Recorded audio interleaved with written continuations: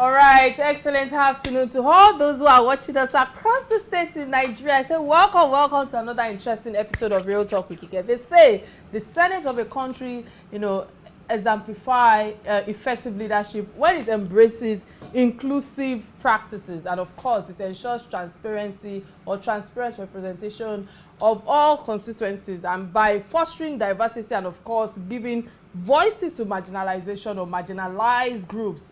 Maybe I should emphasize on, especially when it comes to strengthening democracy and promoting equal participation, and through accountable decision or decision making and genuine engagement, the Senate can truly reflect and aspire and interest all the people in all sectors of the state in Nigeria. Again, I say welcome to another interesting episode of what it means to really serve and trying to, settle for the third most important being, or would I say, office in Nigeria. Again, I say welcome again, and I think it's important before I start, overwhelming my audience with all sorts of pleasantry. Let's get what on this initial segment has for us. Stay with me. I'll be right back.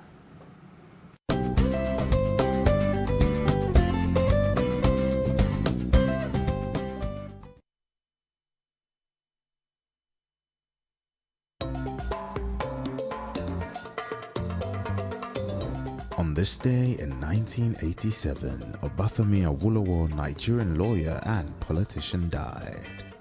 Chief Obafemi Jeremiah Oyeni Awolowo, GCFR, was a Nigerian nationalist and statesman who played a key role in Nigeria's independence movement, the First and Second Republics, and the Civil War.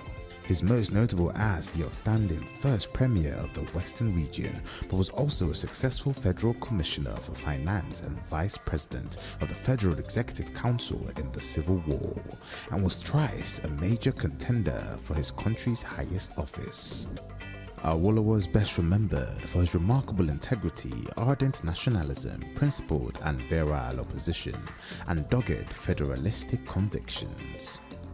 His party was the first to move the motion for Nigeria's independence in the federal parliament, and he obtained internal self-government for the Western region in 1957.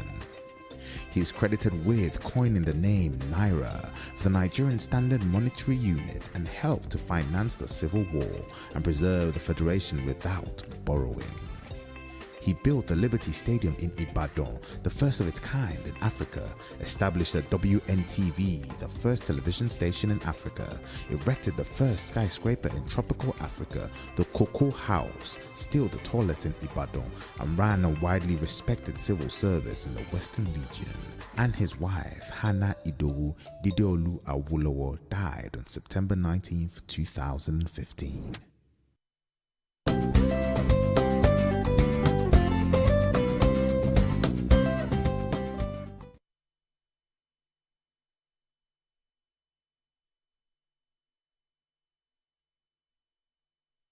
All right, many thanks for staying with us. This personality, as far as I'm concerned, is known for his integrity, his strong nationalism, and of course his principled opposition and unwavering federalism is what Awolowo is known for. And I would say Awolowo was an instrumental in the motion for Nigerians' independence today that we are all struggling or fighting for, and of course achieved internal self-government for the Western region in 1957, to be precise. And of course he has many national accolades, and more importantly he has been praised, as a visionary leader by many, but sold out by his people. I don't want to even delve into that at all right now, but I know that the Yoruba race, when it comes to the fight, the struggle, those are the things that they would say about it. By the way, that is another discussion for another day, like I said, because I feel that there's so much when it comes to the On This Day in History segment today that cannot just be cannot be talked about in 1 minute. So the question is, what legacy are our leaders of today leaving behind? I think that is what I would like to end my own submission on this day in history segment with. But let's quickly go on a quick break to get a message from my sponsors. Please stay with me. I'll be right back.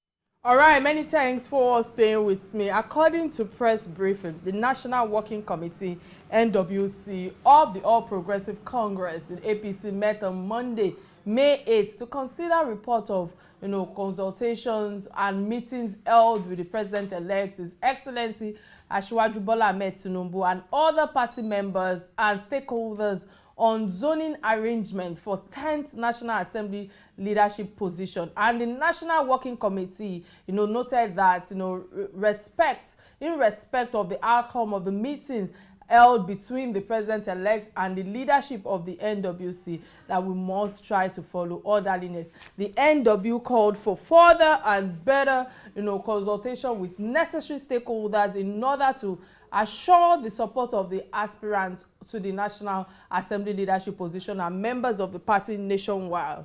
On the live show today, I will be discussing the reports and the news hovering around the choosing of the Senate President for the 10th Republic of the National Assembly. A number of talking points have been around the media on the choice of the President-elect, and of course the zoning scheme, campaigns by some lawmakers and the inner workings of the National Working Committee of the APC as well. So with me as a guest today is Yetunde Bakare, the Program Manager, Center for Legislative Engagement, Yiaga Africa. I think it's important for us to quickly play our profile.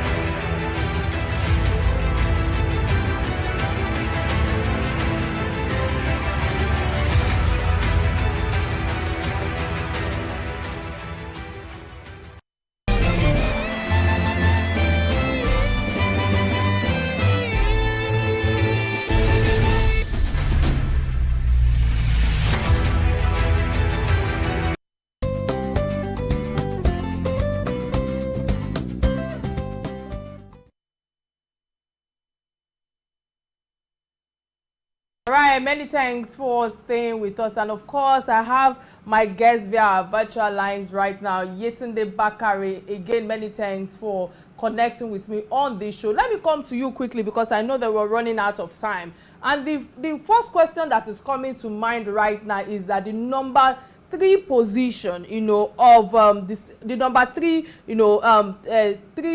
citizen of this country comes with so much influence, so much power, which based on your work when it comes to governance and legislature. I must ask you, with all your wealth of experience thus far, do you think that the person should be imposed on us, or the person should actually be placed in our hands for us to be able to choose the right person that we want to in that position? What's your take on this?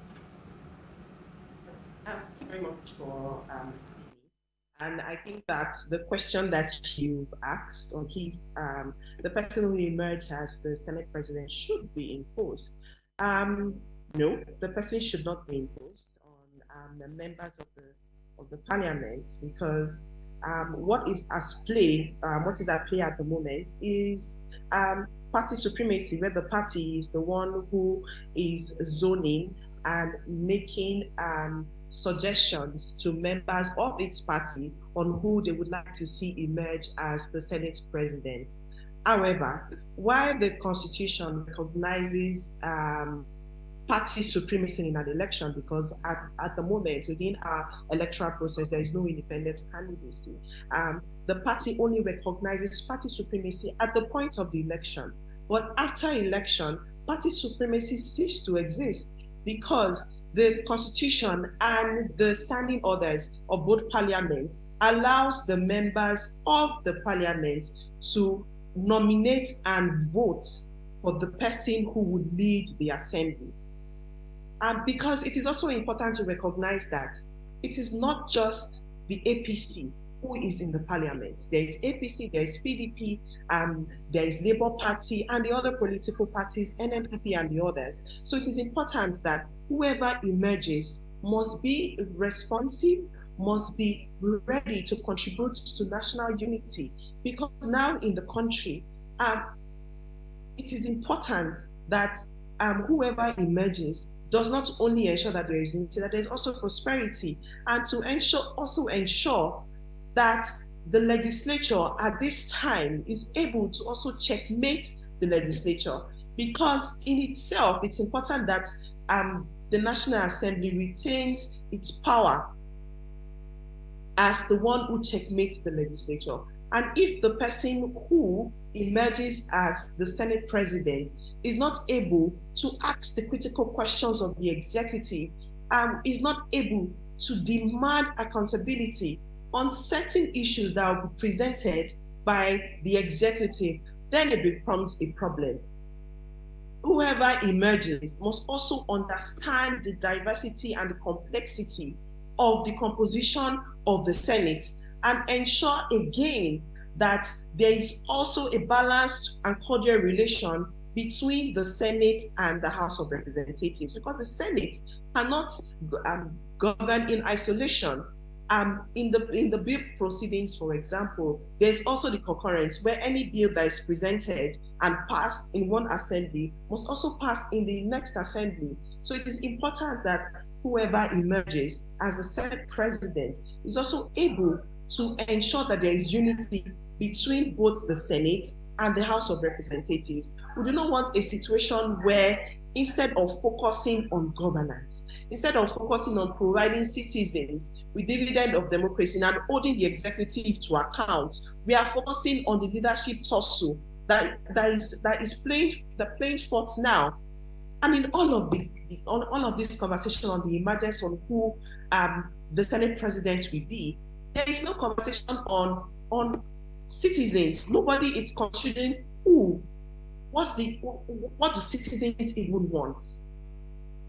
What is the process for the emergence of this person? Are we even looking at what is the competence of who this person is beyond the number of years that this person has spent in the Senate?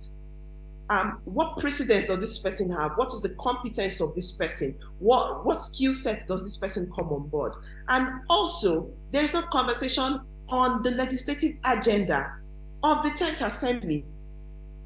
Because this organizing and lobbying, there is no clear direction at the moment on, and those who are even contesting for the position of the Senate President and the House of Representatives are not communicating enough on what the policy direction that they themselves will be pushing for when should they emerge as the Speaker or the Senate President. So it is also very important that the Parliament is independent of the executive, so that they are able to ask critical questions. The National Assembly is a representative hub of democracy. These are people who are representing Nigerians. And it's important that, citizens are also brought into the picture of this conversation. we are just seeing pictures and news reports of their lobbying, and they're not telling us what they are going to do when they emerge as leaders of the assembly. All right, many thanks for your submission right there, Yetunde Bakare. You know, listening to you, I cannot help but bring the Nigerian context into play, because by the Nigerian constitution, we know that the Senate president is chosen in an indirect election conducted within the Senate. But with all that you've shared thus far, because I feel that voting is an election in which voters do not choose directly among the candidates or parties for an office, you know, that's direct voting system, but elect people who will turn things around in terms of the candidate that we are going to choose or the party. So with all that you have shared thus far, it is a common system used by many countries, but does it suit our country, our peculiarity, with all the challenges that we have right now, is what I would like you to throw more light on, especially when it comes to Nigeria and Africa? Thank you. The indirect system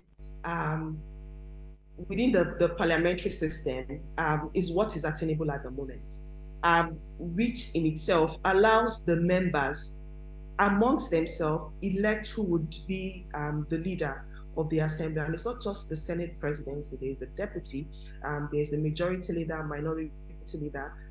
There are other positions beyond the Senate president, and members are allowed by the constitution as well as the standing order of the party to elect those who will lead them. I think what's the bone of contention for me is the interference by the party in the process and in the emergence of who would be the Senate president, and in the coming days, the speaker of the House of Assembly. The indirect primary allows them to choose, which is the beauty of democracy, the power to choose and elect those who would lead. And we should not be taken away from the members of the National Assembly, because what we are looking at, what to also consider is the composition of the assembly, which is across the different political parties and not just one party. So all other members from the other political parties are also allowed within themselves to choose who will emerge. And what is even more worrisome is that the 10th Assembly currently has high rates of turnover, where there are new lawmakers who do not have any experience or knowledge of the legislative process and are thrown into right immediately. What they are being welcomed into is a leadership tussle of the assembly, and where there's a lot of lobbying by those who would like to emerge as the speakers. And we should not, the executive should not take away the power to choose, the power to decide by themselves away from the members of the parliament. All right, Yetunde, many thanks again for that insights right there. Again, I'm going to bring in your wealth of experience in this my next question, because with your experience across Africa and the contributions of Yiaga Africa, you know, I would like you to let's contrast in terms of comparison when it comes to the structure and power of hierarchy of our House of Assembly and that of other African countries as well. How do you think, or how do they contribute to leadership when it comes to this what's it called, hierarchy? So within the Nigerian system, we are operated by cameral legislature, where we have the upper and the lower chamber, which is the Senate and the House of Representatives.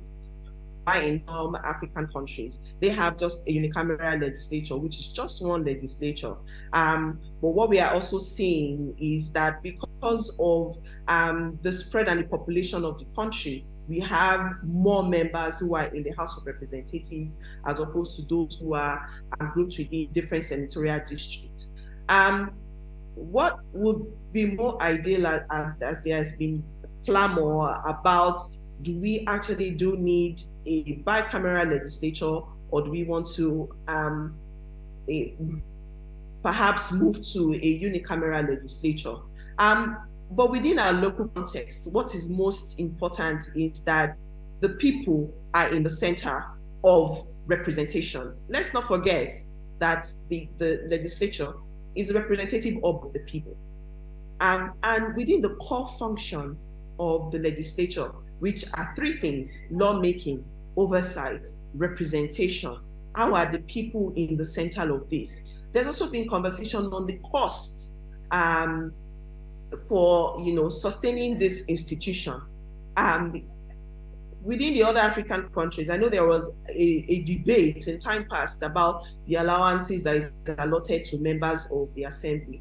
As the 10th assembly is emerging, it's also very important that they also uphold the principle of transparency and accountability, and then they keep their doors open and create mechanisms that allows for citizens' contribution, citizens' input into the legislative process. Beyond public hearing, how are they also using technology to advance citizens' rights? For example, how are they even mainstreaming inclusion in the legislative process? How is the conversation within the inclusion of marginalized group into the political process? So these are some critical things that we are seeing within the region about how the legislature is very, very important. We cannot do away with our legislature, which also feeds into the point about the doctrine of the separation of power within the three arms of government.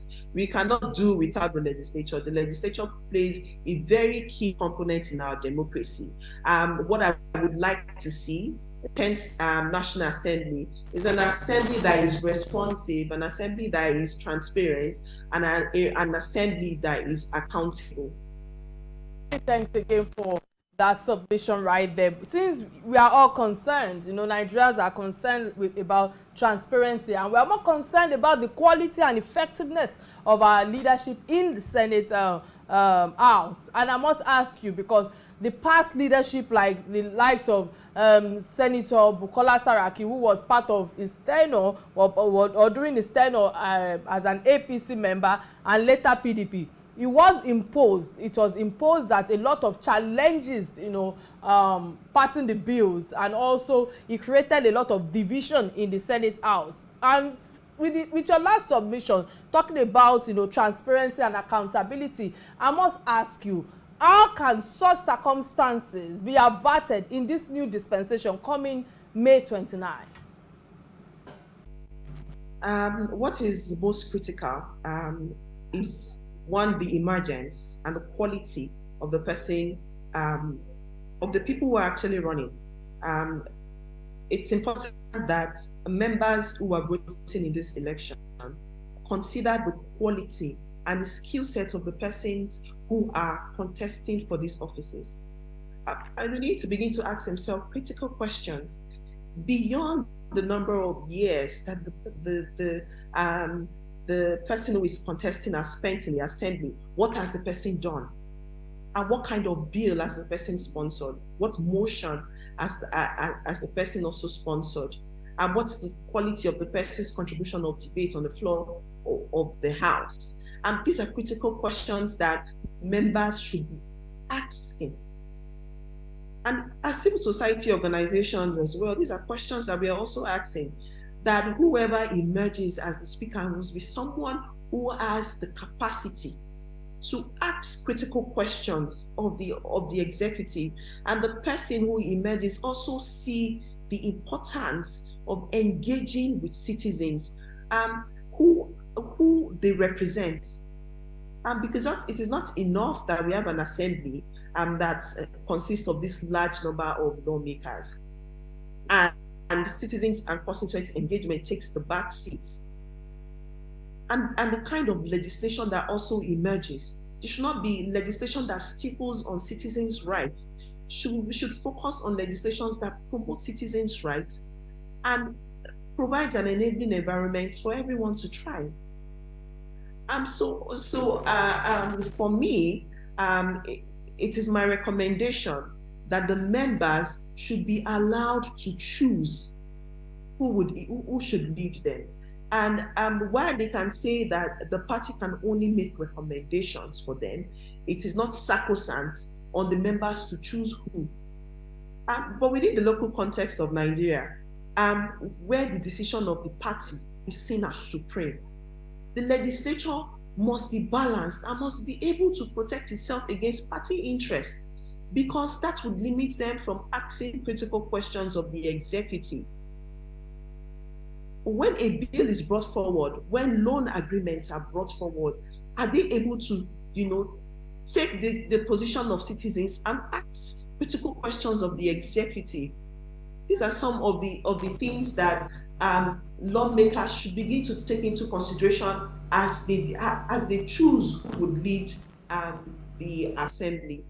Yetunde, many thanks again. You've shared a lot. You've thrown light on what is expected of the person that would be chosen. But let's talk about the names that have been shortlisted, because 2 names have been shortlisted, like we all know, by the NWC for Senate president. It was zoned to South, that's Senator Akpabio, from Akwa Ibom, and of course for Deputy Senate President from Northwest, Senator Jubril as well from Kano. So in the scheme of things, with all that you've shared thus far, with your experience, by those credentials, are these 2 shortlisted names, name the most credible lawmakers based on the credentials, based on character that we are talking about, and transparency, and of course their achievements in the public space? What's your take on this? I do not have the voting power. I do not have the voting power, to contribute to their emergence. So the lawmakers, the ones voting, should be the ones asking themselves these critical questions on what is the quality of these people who have been brought forward? Are there better options, even amongst the other candidates that are running for the same office? Even within the minority caucus themselves, are they also asking amongst themselves who has the competence, who has the capacity, who has the character, and what's the precedence of the people who have been brought forward from the office that they've held previously, and what has been their contribution to nation building? These are questions that the lawmakers themselves should be asking and providing critical answers to before they vote, because that would help them, to better understand the workings of the assembly and the quality of the leadership that they need and the leadership that the country needs at this time. Thanks for that insight right there. We'll go on a quick break and get a word from my sponsor. Stay with me. I'll be right back.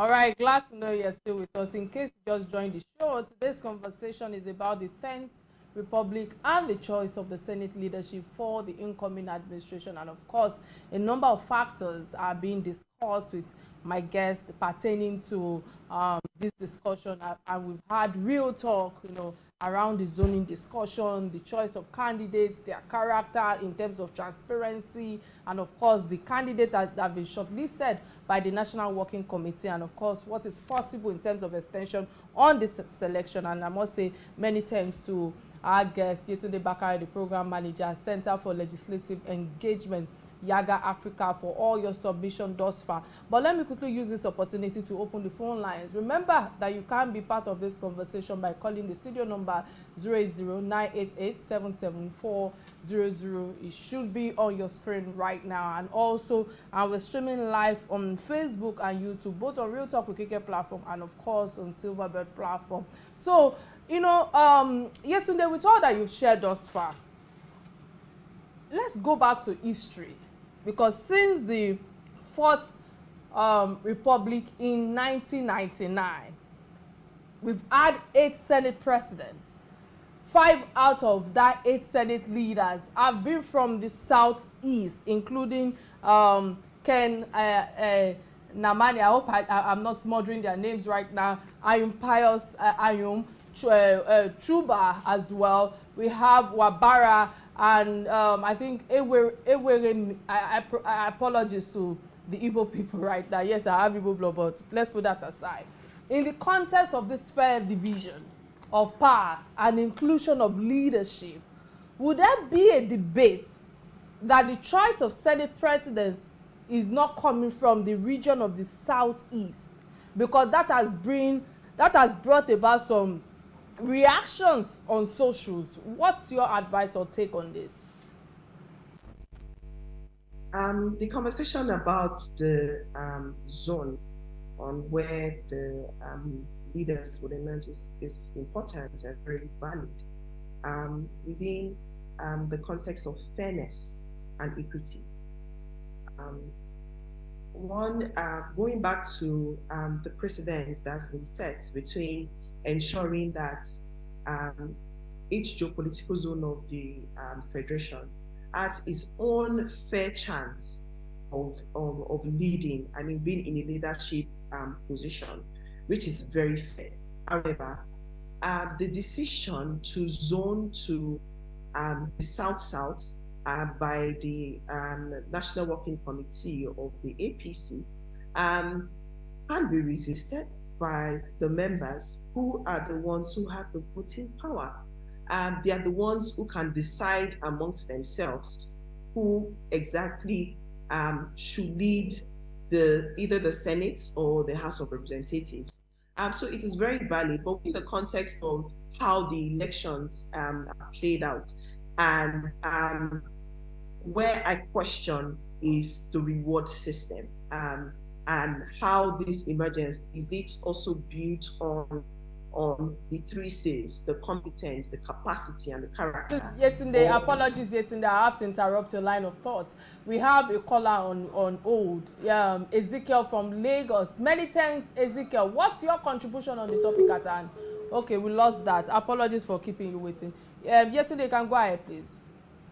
Okay, so it's the reward system where it is those who either contributed to the emergence who contributed to the emergence within either their state or their political position or within their states is what I question, which is more on how political power is given as a result of what you have done, and not about what you can contribute to national development. So it is important that the lawmakers who are going to be voting are looking at what the person brings on board. What kind of transformative leadership can this person bring on board to ensure that the parliament still retains its independence and that they are able to balance itself against party interests. It is very, very critical that at this point in the history of our country, we are still struggling and not considering the quality and the capacity of those who occupy leadership position, but rather rewarding people because of what they have done to a certain set of people that allows them, emerge and have access to political power. So these are things that even we as citizens of the country must begin to ask ourselves on: what kind of leaders do we want? What are the qualities that we should be looking out for? And those who we give our votes, are we even asking them critical questions? So for me, while zoning might provide an opportunity to ensure that there is equity and fairness and that no zone is left out, we must also ask critical questions of those who are giving this power, on what are they going to do with this power and what kind of change are they even going to drive with the power that is given to them. Your submission right now is bringing some idea to my head with the fact that, let's talk about this present administration, because this present administration, however you look at it, President Muhammadu Buhari have had series of challenges in his hands, with especially when it comes to smooth passing of bills as well by the Senate, which was stalled or with some critical decisions and government policies. So I must ask you, are Nigerians likely to have a more synergized leadership, from your own perspective, from your own experience, between the presidency and the Senate this time around? What's your take on this? The leadership also determines the kind of output that will come from the assembly. It's important that the lawmakers pay critical attention and listen to those who are campaigning to them at this time. The power to vote is in their hands. Citizens are giving them their vote to represent them, to represent their interests. Now they have the backing of the thousands of people who voted for them to ask these very critical questions.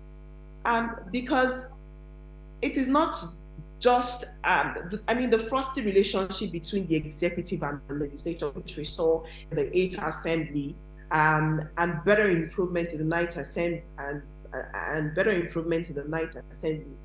Because the leadership is also very important. It will determine the quality of the bills that would pass, if the president will assent to such bills. And it's important that those who would emerge as the leaders ask critical questions of the executive. We do not want an assembly that approves everything that is brought from the executive without asking critical questions. And it's important that the leadership would be the ones to also set the tempo for citizens' engagement. So yesterday, I like the point that you just touched on now, and because I know we are running out of time, I want to quickly ask you this. This might be my last question to you because of time, because it is widely, how will I put it now, held view that zoning the presidency of the Senate to the Southeast will heal the wounds of the political system by this Muslim tickets, because quite a number of people still have an issue with that. With all your thoughts, with all you've shared thus far, I know that there are still quite a number of debates lingering around that. So my question to you right now is bridging the gap between the citizens and, of course, the legislature with authority when it comes to confidentiality and, of course, trust. I feel trust is the key theme of discussion among Nigerians right now, according to discussions that are on Twitter. I try as much as possible not to always go to that Twitter platform because I feel it's combative. But we cannot help but stay real and stay true to the conversation. What areas of leadership and consistency do you think that we should be looking forward to in terms of representation by the lawmakers for us to focus on the bridge of gap that is already there right now with all that is on the ground? What's your take on this? Building trust that citizens have in our institutions, which is very, very critical at this point. And the legislature over the years, since 1999, as the one arm of government that has reasonably restored itself to glory, because the National Assembly cannot be complete without talking about the composition of the assembly. And one point that I would like to make about the zoning to the Southeast and the Muslim tickets. The National Working Committee of the party has made its decision, and I want to reiterate again that the members of the assembly have the power to decide. They all have a vote in determining the emergence of who will represent them. And within national cohesion and unity, whoever emerges will be playing a very critical role in ensuring that citizens' voices are harnessed and that they are asking, I keep reiterating on asking critical questions of the executive. I mean, in the face of dwindling trust in our institutions, whoever emerges as the speaker plays a very, very critical role in building citizens' trust. And how do you build this trust? Transparency, accountability, and responsiveness. So it is important that the candidates who are putting themselves forward are putting this into consideration when they are lobbying for votes amongst their peers. And what area of representation would I like to see the lawmakers improve on? Constituent engagement is very, very critical at this point. And even as an institution, the National Assembly as an institution, how is it even engaging with Nigerians? Are they streaming their proceedings? Are the other papers, are the vote and proceedings readily available for citizens to monitor the daily workings of the assembly? If citizens need to share comments or feedback with the lawmakers, how are they able to share it? Is there a pathway for citizens to share, their feedback to members of the National Assembly, or even as an institution? Because the leadership determines a lot of things. The leadership and the kind of leadership that the person brings on board can either make or mar the trust and further mar the trust that citizens have in institution, not only in the legislature and even the executive, which is why it is very, very important that the relationship between the executive and the legislature should be balanced. Many thanks, Yetunde Bakare, for all your submission thus far. I know that we can keep, going on and on with the topic at hand, but we're running out of time. But quickly, before I let you go, I want to touch on what we call trending stories. These are stories that binds you and I as Nigerian. And the first trending story, or the only trending story I think I might be able to, take because of time, is the story of the Nigerians are the King's coronation, that took place, King Charles' coronation that took place on Sunday, or on Saturday rather. And all of this, we've seen all sorts of reactions regarding the. But before I come to you, let me quickly give my submission on this, because I feel that the King's coronation is a big deal, and that is because it does not only resonate with the UK alone, but also with 52 Commonwealth countries that were formerly under the British rule. And for this reason, I feel that the representation of Nigeria at that global event, at that global stage, like the coronation, speaks volume for Nigerians. We have 6 Nigerian names that were directly involved in the event on Saturday, to be precise, at in UK, and those are the pictures that is being shown right now on TV. We have Dame Elizabeth. I can't keep going on and on with their names, but I will try. We had Eva. That's the British Nigerian cultural. I can't remember now. I can't remember now. I'm trying to remember off my head. And of course, we have Sir Kenneth as well. Kenneth Olisa. We also had I Believe as well. And of course, we had Reverend Tosin Oladipo, who was also the chaplain to the Archbishop of the of the church in May 2021. We also had, I think, Ade Lekon, the Deputy Assistant Commissioner of the Metropolitan Police as well. These people made Nigerians, proud. I'm trying to remember all their names off my head and all of that. But also, I feel that when it comes to the global acceptance, they've given us another limelight when it comes to all that we do. Again, let me touch on Tiwa Savage. Tiwa Savage is the last person, that I was trying to remember. Tiwa Savage, a performance, alongside the likes of Lionel Richie, Katy Perry, other international stars, was just iconic. That's the word to use. And of course, yes, Larry Da Silva was the one who soon addressed. It was a moment of pride, and many people praised our choice of song. While some people criticized that, Yetunde, I really don't know how we can actually, satisfy the world, because the takeaway for me was the fact that this has brought her career to a global stage, her composure as well. And you know what, if we are talking about represented, or people who represented us properly in Africa. Let's talk about what she wore. I might just touch on the fact that Larry da Silva was the one that sold her clothes, but the fact that, you know, her performance showcased her talent in terms of act, in terms of music, in terms of fashion and entertainment. It was all wrapped in one, you know. And the key message for me is that Nigerians have the power to rise to powerful occasions. And I must emphasize, you know, in terms of,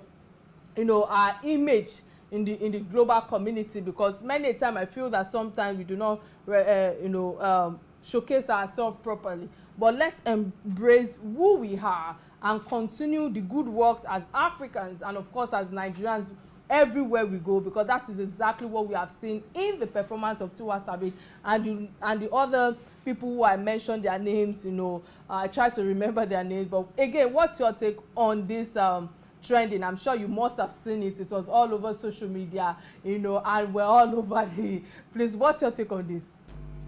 I think you summed it up right nicely. And the word that you use is iconic.